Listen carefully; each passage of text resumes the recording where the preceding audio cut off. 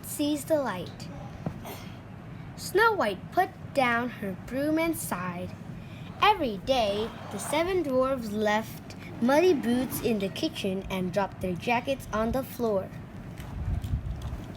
They never took off their hats. They only wanted to be fed. "What's cooking?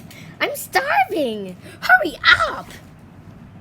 When they sat at the table, the dwarfs had terrible manners, and they never ever cleared the table or helped wash the dishes. One day, Snow White lost her temper. "All you want is a housekeeper," she cried. "You don't care about me." The dwarfs stared at her in amazement. "We adore you," said one. "You are the loveliest in the land," cried another. "We'd be lost without you," said the third. "Ha!" said Snow White. She went to put a pie in the oven anyway. Far away, a wise queen lived in the castle. She believed that everyone in her kingdom should share the cooking and cleaning. That way, everyone would be happy. One day, the queen picked up her magic mirror. "Mirror, mirror, in my hands, does someone need me in my land?" "Snow White needs you," replied the mirror right away. "The 7 dwarfs are treating her like a slave." The queen visited Snow White. "Why do you let the dwarfs get away with it?" she asked.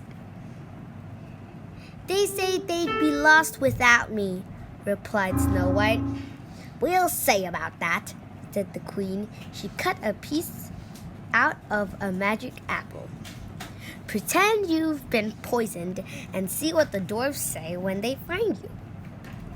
That evening, the dwarfs marched in the door, kicked off their boots, and shouted for their supper. Then they saw Snow White lying on the floor